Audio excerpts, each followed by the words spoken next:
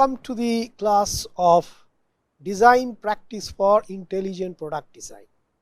As I told you after the overview of design practice for some intelligent products, that we will start the foundation of how to carry out intelligent product design, and in that the first phase will be related to design concept generation. And how do we actually do this in practice for concept generation? Well, one of the very well reputed technique in that direction for design concept generation is called axiomatic design. And this is something which has been initially discovered by Professor N.P. Shu at Massachusetts Institute of Technology, and later on has been developed by many researchers, and it is one of the very established technique, which is what we are going to look into today. Now, before I go into these details, there is always a dilemma. This dilemma, as a designer, you may always have inside you.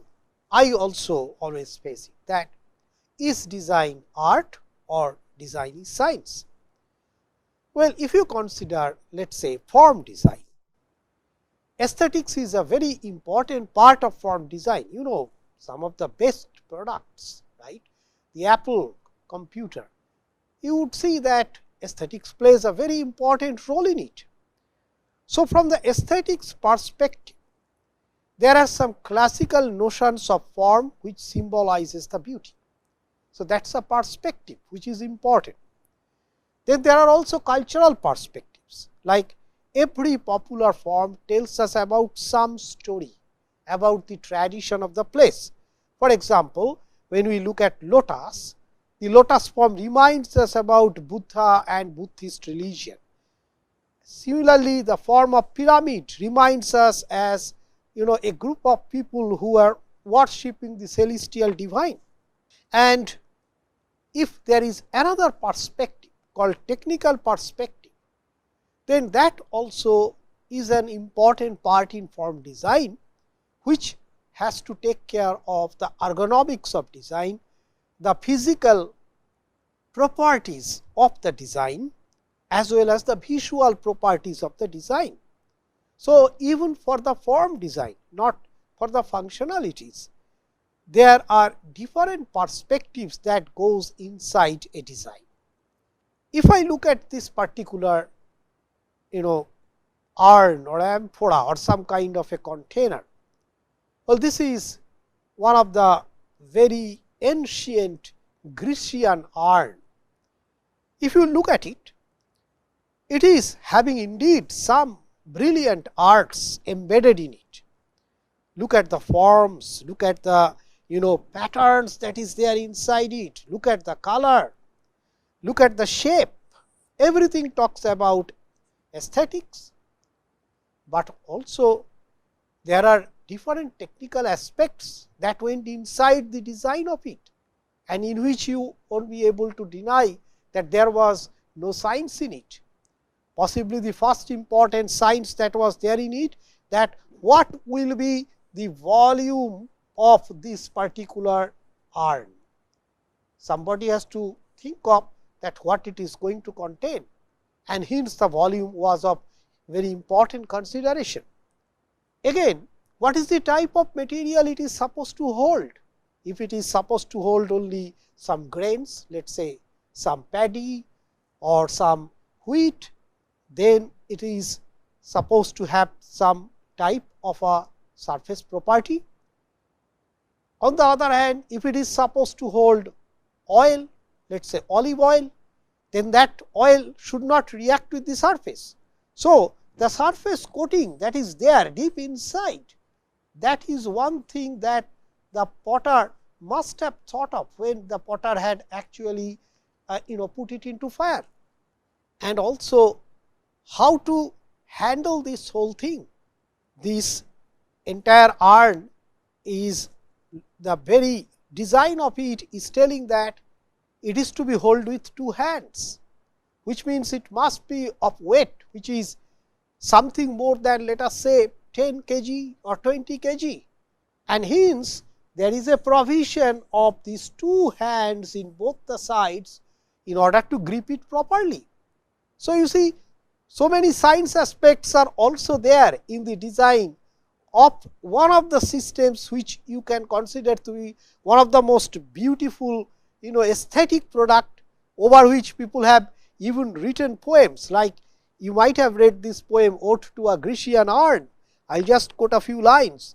What leaf-fringed legend haunts about thy shape, of deities or mortals or of both, in temple or the dales of Arcady. So, that is something that goes inside. If you really think of the development of these Grecian urns, initially it used to also tell stories like victory of the style of Athens. Athens was the capital of Attica, and when they had the victory over the Corinths, then the Corinthian style went away and the Athens style started to gain. There will be reversal of styles as and when these winning or losing will take place. And one of the important thing of this Athens style is that they will be strictly observing the geometry to the extent of using rulers and compass. So, their manufacturing is also having lot of science in it, and there will be different designs for different types of urns like crater, kylix, amphora, and potters were renowned for ceramics and refractory technology. So, all these things are embedded inside. Now, there are some rudimentary technical perspectives that also becomes important for us when we start to design something, like minimizing the manufacturing cost, minimizing the space requirement, minimizing the weight, minimizing the losses, optimum handling, maximum rate of production. All these things goes inside when in your consideration when you will be designing a particular product. So, for a Grecian urn, this may not be apparent for you, but if you take one of the products like for which our laboratory is famous nationally, is the pipe health monitoring robot.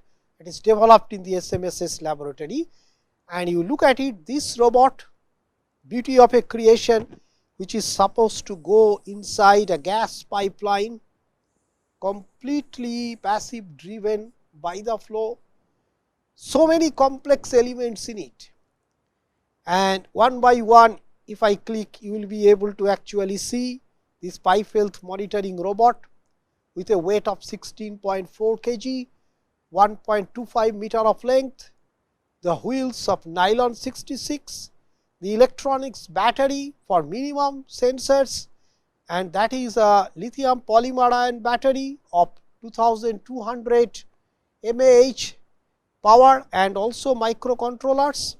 Now, if you look at it, it has a deflection system, one of the first technicality, because the gas is going to hit from that right hand side, and then you would see the speed controller. So, the deflector is propelled by the drag force. So, you have to think of it, what would be the size of it, and then there will be vanes there which will actually control the airflow. So, there are these vanes that will be there at 3 different spots that will control the airflow, bypass flow. As a result, the drag force will change. Then there will be a speed control system. It is a completely passive governor type speed control system, completely passive in nature, which extracts kinetic energy through transmission and just convert it to the hydraulic force. After the speed control comes the optical system sensing. So, it has the first level of eyes which actually senses at the infrared range. So, you can see that as the rays come, incident light IR, and it goes back. So, transmitter and receiver, we start to see whether there is crack there or not. And then the touch sensor, that is touching the undulations in the pipe, and then from that the touch sensor is trying to figure out whether there are corrosions in the pipe or not. And then magnetic flux sensor, that actually talks about that how much of magnetic flux leakage is taking place. Then the shock absorbs the system that is there in case of a overspeeding robot. So, all these things together makes this complex system, and for designing of such a system, you cannot just like that do it unless there is a formal process of design. That is what brings us to today's concept of concept generation, and generally people use different types of techniques for concept generation like brainstorming, like 6-3-5 method, which involves 6 members, 3 design solutions, and it is passed after 5 minutes, systematic form of brainstorming. Then Delphi, which involves written comments from experts in 3 stages, and then synectics based on the analogies, it is heavily practiced in NASA. But we are not going for any intuitive design, because clearly such a complex system, one of the examples of intelligent product, cannot be done intuitively. So, we have to do through a systematic study of physical process, and that systematic search could be either through design catalog or through axiomatic design. Design catalog is good when you already have certain products. If you do not have, like in this case this was the first of its category, then the design is to be based on certain basic axioms. That is what we had tried. So, the nature and need for systematic design is that the designer has to be a man of many parts, and he or she must aim at a dependable approach, encourage a problem of independent abstract approach, foster inventiveness, compatible with concepts, methods, and findings of other disciplines. That is needed. So, let us look into it, that what is the axiomatic design. So, first important thing is then what are the axioms. Axioms are truths that cannot be derived, but for which there are no counter examples or exceptions. And objective of axiomatic design is to establish a scientific basis for design based on logical and rational thought process and tools. So, most important thing is that when we will do an axiomatic design, we will consider the entire design as a mapping process. In the left side of the mapping process, we will always have what we want to do, and in the right side we will try to figure out that how we will be doing it. For example, we will start first with the customers, the necessity of the customers, that is the customer domain, and then from the customer domain necessity we have to map it to functional domain, and that is where you have to see that how you will do that mapping. Similarly, from the functional domain, if you have to go to the physical domain, so this is stage 1, 2, 3, third vertical, you have to again ask yourself what are the functions, how you are physically going to do it. And at the end of physical domain, you will go to the process domain where you are going to manufacture it. Again you have to ask what are the physicalities you want to integrate, and then you have to reply that question through the how. Naturally, when this how, and this how, all the 3 are done, you will automatically get your design of the system. So, mapping first from CA to functional domain, FR. Okay? Some people also call it as CN, all the same, that is customer need, and we call it as customer analysis. Now, the CA comes from 2 parts. One is called voice of customer, VOC, and another is called voice of business, VOB, what the business is talking about and what the customer is telling. So, we take the customer's definition of new product features, but there will be lot of linguistic uncertainty in it, lot of dichotomy. For example, a customer says I need a dream car which should be quiet, stylish, comfortable and easy to drive. How do you actually sort of explain it? That does the quiet means the vibration level below a certain? Does the style means that certain type of a form?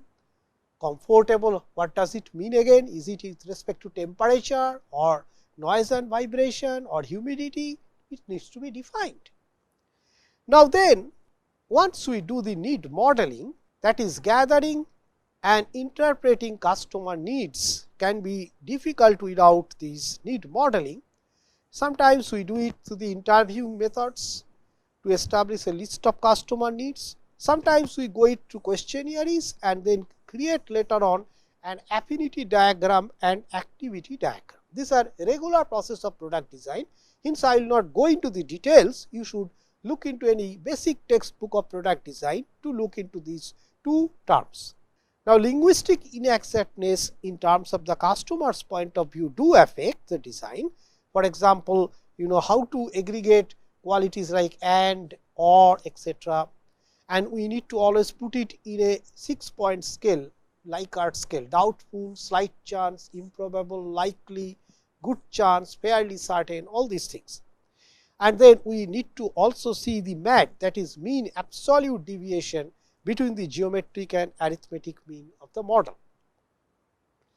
Now, let us do some simple exercises. You try design of a new digital calendar which should be cheap and innovative, and design of a perfect 3 days for the honeymooners. So, that means you have to do the customer analysis, like in the second case, what the customer wants: a weekend trip for recreation. Functional requirement, maybe no work pressure, pollution free environment, good security, and the design process from this may be mobile with filter, so that your boss's call do not arrive. Maybe it should be hilly resort, so that people cannot easily come and disturb. Maybe something with a private security. So, these are like the functional requirement talks about what should be the design process. Now, let us do one such analysis. Let us say we have to build an academic institute. So, who are our customers? Students, for example, prospective students. So, satisfaction of the students and their parents, and also we need lot of funds. So, the cash flow for teaching, research, R&D, and also we need some profit. Now, profit for an academic institution is always in terms of, let us say, better teaching paradigm, new invention, this type of things. Then growth, some visionary leadership has to be there, the institute has to grow. So, if that is our CA, what are our functional requirements? It has to be, this is an important point, minimum set of independent requirements. Okay? Functional requirements should be decoupled one from the other. I will call it as axiom 1 very soon. So, for example, one functional requirement could be from the customer satisfaction point of view, quality education and research. Another could be fund management. Another could be provide mentorship, and another could be innovation. So, these are functional requirements. Then I go to the physical domain, where I have to design. How do you ensure quality education? Well, you must have a undergraduate, PG, postgraduate written program, otherwise you cannot ensure. You must have a research organization for the second point, the research innovation. Then you must have to organize funding.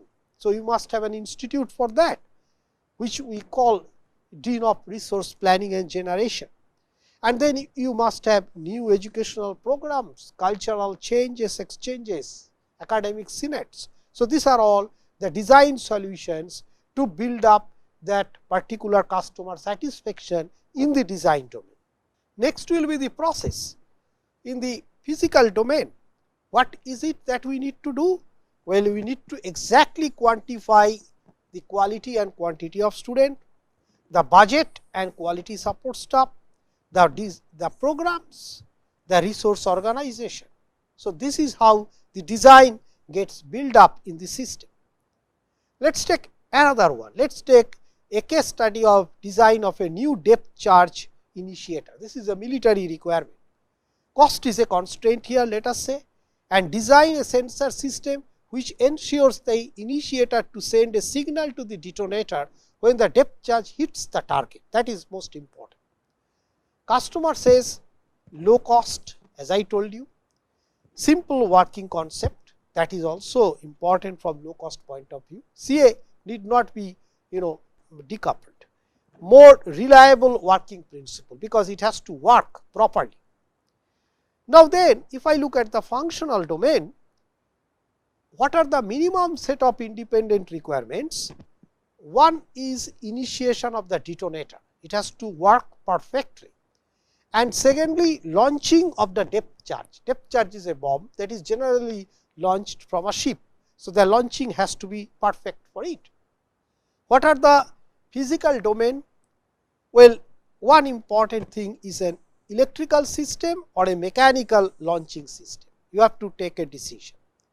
Now, the moment you do that, what that system has to do? It has to provide force to launch the device, send the device in desired direction, convey force to entire device. So, these are the sub requirements of the force. Then you come to the design solutions, like how do you generate the force? Maybe through the barrel, explosive barrel and design of a chassis, so that you do not get a shock. There are constraints in each of the designs, like in this case you get the constraints of weight, position of CG, dimension, safety, environmental duress, etc. If you explore each one of them, let us say FR1 is electric system, then FR11 could be provide electricity, activate all these three safety mechanisms, send ignition signal, battery, all these things will actually come into picture. And similarly, for the detonation, the gas pressure, presence of water, water pressure, impact on target, everything becomes important.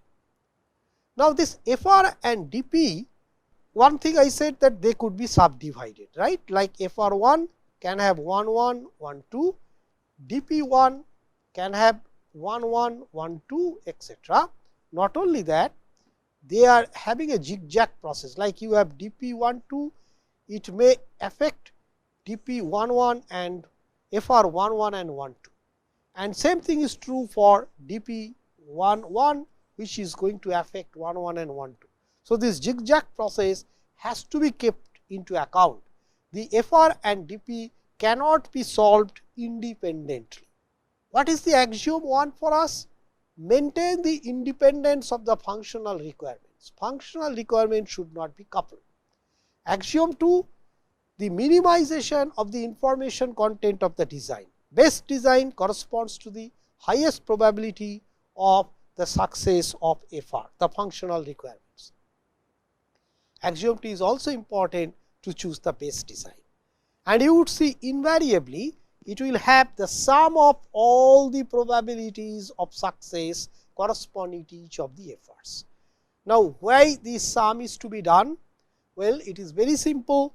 If it is a joint probability, then instead of taking the probabilities product of it, we take the log of it, so that you can actually sum up it, because you know that product of a log is equivalent to summation of each one of the probabilities.